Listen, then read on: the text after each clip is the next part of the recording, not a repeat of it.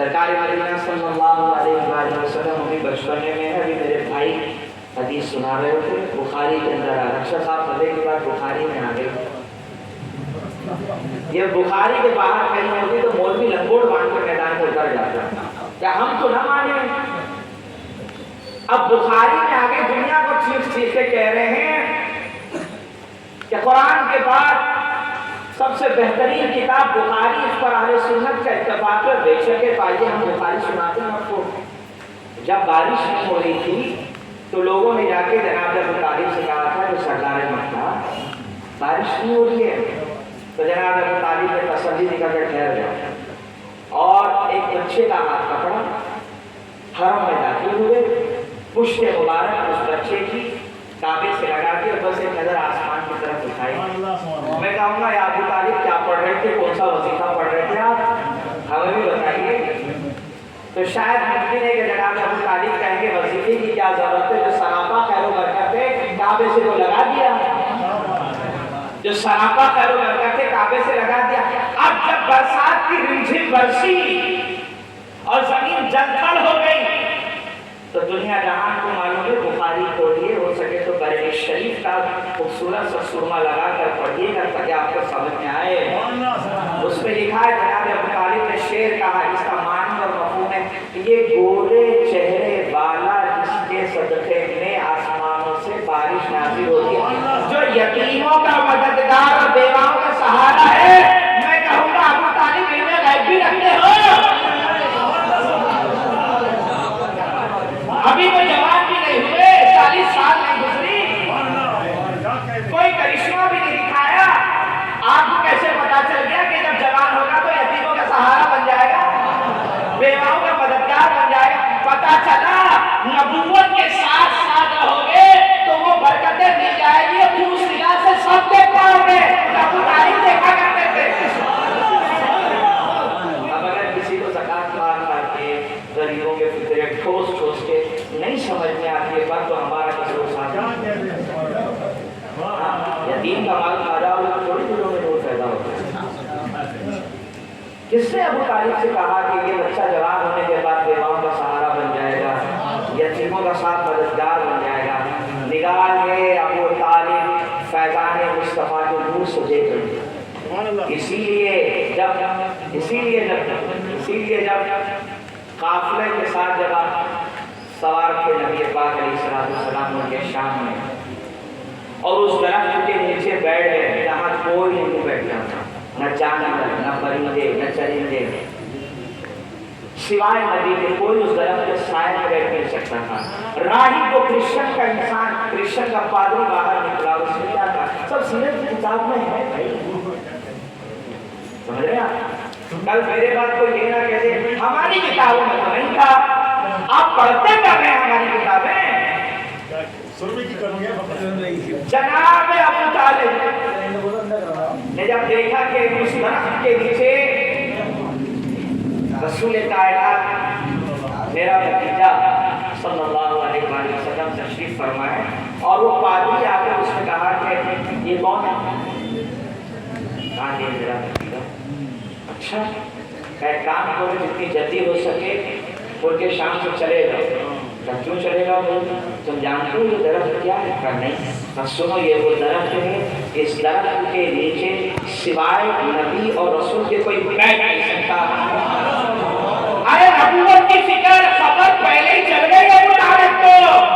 بت پرستی جو ثابت نہ کر سکے کہ کبھی ہاتھ جوڑ کے بنات کو کہا ہو ابو طالب نے, کبھی سجدے کیے ہو حضور کے آگے, یہ تو دنیا جہان میں کوئی ثابت نہیں کر سکتا. نبوت کی کرن کا پتہ اسی وقت چل گیا جب پادری نے کہہ دیا کہ درخت کے نیچے بیٹھنے والا کوئی نہیں ہو سکتا سوائے نبی اور رسول کے. سمجھ لیا اللہ ملت اسلامیہ. تو خوف تھا, ڈر تھا کہ نتیجے کو تکلیف نہ ہو, آپ لے کے وہاں راستے میں پیاس نہیں, لشکر میں پانی نہیں تھا صاحب, لشکر میں پانی نہیں تھا. اب لوگ پریشان ہیں. نبی پاک علیہ السلام کے بارے میں ایک روایت کے الفاظ ہیں کہ آپ نے اپنے ہاتھوں سے زمین میں کچھ کریدا, یا ایک روایت کے الفاظ ہے کہ پیروں کو زمین سے اس طرح سے مارا. جب مارا تھا تو زمزم کی طرح نکل پڑا. پڑے. یہ منظر بھی جناب ابو طالب دیکھ رہے ہیں. تاجدار ملت اسلامیہ یاد رکھیے سیرت نبی کا جلسہ آج رات دنیا جہان میں منعقد ہو رہا ہے. سیرت نبی پر پوری دنیا میں آج جشن منایا جا رہا ہے. اگر ابو طالب کو چھوڑ کے جشن مناؤ گے, احسان ابو طالب کو پشت پر رکھ کر جشن مناؤ گے تو تم احسان فراموش ہو. تم احسان فراموش ہو. کیونکہ سیرت کی جب بھی بات ہوگی نبی کی, چلو 12ویں کی رات ہے آپ کے ساتھ, 12ویں کی رات ہے اور آپ نے ابو طالب شروع کیا تو بتائیے کہاں سے کرنا چاہیے؟ آپ بتائیے کہاں سے کرنا چاہیے؟ کیوں جب سیرت کی کتاب کھولتے ہیں ہمیں ابو طالب نظر آ رہے ہیں. تو عزیزان ملت اسلامیہ, دینی بھائیوں, اللہ کا فضل و کرم ہے کہ سیرت کے اس مبارک جلسے میں حصول برکت کے لیے نہیں میں نے پڑھا, یہ ایمان میں اس لیے پڑھا, ایمان میں اس لیے میں نے پڑھا. اللہ اکبر.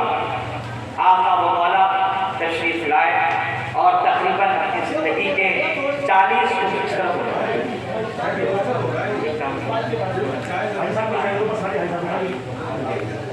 ان کو پھر انشاءاللہ سب ٹھیک ہے. درود شریف پڑھیے. اللہ صلی علی محمد وعلی آل محمد. اور محبت کے ساتھ ایک بار اور درود. اللہ صلی علی محمد وعلی آل محمد وبارک. آقا و مولا نے اپنی نبوت کا اعلان کیا. آج نبوت کا اعلان ہوا, دیکھیے گا بہت توجہ سے کہ جس گھر میں دعوت ہوئی, جس گھر میں بڑے بڑے مکے کے کافروں کو جمع کر کے کھلایا پلایا اور اس کے بعد جناب ابو طالب نے کہا کہ سب لوگ بیٹھ جاؤ, میرا بھتیجا محمد تم سے کچھ کہنا چاہتا ہے. میرا بھتیجا محمد تم سے کچھ کہنا چاہتا ہے. کہا بھتیجے کھڑے ہو جاؤ. سرکار کھڑے ہو گئے, رب کی توحید بیان کی, نبی کے رسالت یعنی خود کی رسالت کی بات کی. تو جتنے لوگ ٹھوس ٹھوس کے کھا رہے تھے پیٹ میں درد شروع ہو گیا, نکل کے منہ پھیر کے باہر چلے آئے. پھر دوسرے دن دوبارہ دعوت ہوئی. اب ایمانداری کے ساتھ بتائیے, ابو طالب کو پتا تھا کہ بھتیجا کھڑا ہوگا تو بتوں کی برائی ضرور کرے گا, سمجھ رہے ہیں آپ؟ اور جب منہ موڑ کے چلے گئے لوگ تو پھر ہمیں تاریخ کہتی ہے کہ دوسرے دن پھر جلسہ ہوا. جلسے کی جو جگہ تھی وہ ابو طالب کا گھر تھا. تو یہ بار بار کیوں بلا رہے ہیں ابو طالب اپنے گھر؟ کچھ چیزیں لکھی ہوئی جو ہوتی ہے نا, اللہ نے عقل بھی دی ہے, اس کے حساب سے بھی سمجھیے. 3 دن مکمل جلسہ ہوا صاحب, مگر کوئی مانا نہیں. ایک بچہ بڑا ہو گیا. سرکار نے فرمایا کہ اللہ کے جانب سے بھیجا ہوا رسول ہوں, میں محمد رسول اللہ ہوں صلی اللہ علیہ وسلم. تو ایک 9 سال کا بچہ کھڑا ہوا. جب ہم نے چہرے کو دیکھا تو ہمیں یقین آ گیا کہ علی کے علاوہ کوئی نہیں ہو سکتا. جناب علی کے کھڑے ہو گئے اور اس کے بعد کیا کہا کہ میں گواہی دیتا ہوں کہ آپ اللہ کے رسول ہیں. توجہ کریے گا, رسالت کا اعلان جو 40 سال کی عمر میں ہو رہا ہے. علی پہلے سے ہی بتا رہے ہیں کہ میں ہوں مددگار آپ کا, یعنی جہاں جہاں آپ جائیں گے وہاں وہاں علی کی ولایت چلے گی. نبوت ولایت ساتھ ساتھ, اور یہ ہمیشہ ساتھ ساتھ رہے ہیں. ایک حوالہ دے کر جا رہا ہوں, کسی کو تکلیف ہے تو معاف کرنا, ایڈوانس میں سوری, لیکن ایمانداری سے پڑھو, محبت علی کے شمع جلا کر پڑھو تو بات سمجھ میں آئے.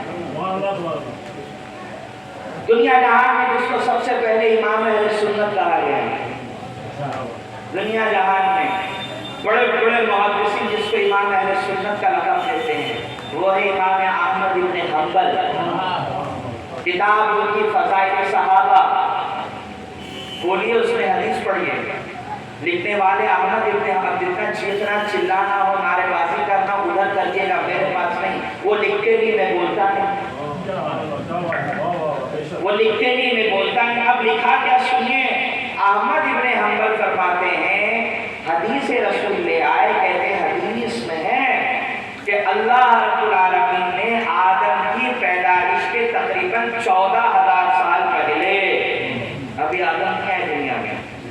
اور ابھی آدم پیدا بھی نہیں ہوئے، دنیا میں آنے کی بات دور ہے، 14,000 سال پہلے اللہ نے نبی پاک علیہ السلام کا نور پیدا کیا، اور اس نور سے ایک اور نور پیدا کیا، ایک نور محمد کا، دوسرا علی کا۔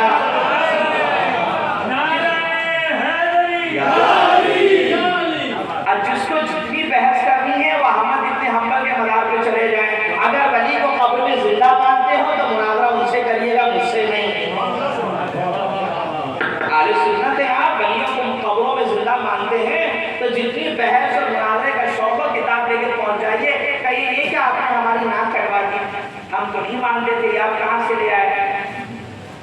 احمد ابن حنبل فرماتے ہیں کہ اللہ نے پہلے 2 نور بنائے، پہلا نور نبی کا، پھر اسی نور سے علی کا۔ سرکار فرماتے ہیں میں اور علی دونوں ایک نور سے، پھر اس نور کو آدم کی پشت پر رکھا۔ آدم ابو البشر، نبیوں کے باپ، اب 2 نور سمارے دنیا میں آ گئے۔ اب آدم سے نسل چل رہی ہے صاحب، شیش نبی بنے، آدم سے وہ نور منتقل ہو کے دونوں نور، توجہ ایک نہیں وہ 2 نور ہیں۔ عزیزان ملت اسلامیہ، وہ نور منتقل ہو کر شیش کے پشت مبارک پر، اور پھر اسی نور کو منتقل کرتے کرتے ہر نبی ہر رسول جہاں جہاں ہے چلتے رہے، یہاں تک کہ ابراہیم تشریف لائے، جناب ابراہیم کے پشت میں یہ 2 نور، بلکہ یوں کہیے گا کہ 2 بھائیوں کا نور ساتھ ساتھ چل رہا ہے، یوں کہہ لیجیے گا کہ نبی اور علی کا نور ساتھ ساتھ چل رہا ہے، بلکہ یوں بھی کہہ سکتے ہیں نبی اور اس کے وسیع کا نور ساتھ ساتھ چل رہا ہے۔ جناب ابراہیم سے پھر وہ نور اسماعیل کے پاس، اسماعیل سے وہ نور ان کی اولادوں میں چلتے جناب عبد المطلب تک پہنچا، پھر عبد المطلب سے جناب وہ نور منتقل ہوا، ایک نور گیا عبداللہ کے پاس، جب وہ آئے 12 کو تو دنیا نے کہا محمد آ گئے، اور ایک نور آیا ابو طالب کے پاس 13 رجب میں جب کعبے میں آئے تو کہا علی آ گئے۔ تو سوچئے اللہ تعالیٰ اپنا نور کبھی کسی کافر کے پشت میں نہیں رکھتا، اللہ کسی کافر کے پشت میں اپنا نور نہیں رکھتا صاحب۔ تاجدار ملت اسلامیہ سرکار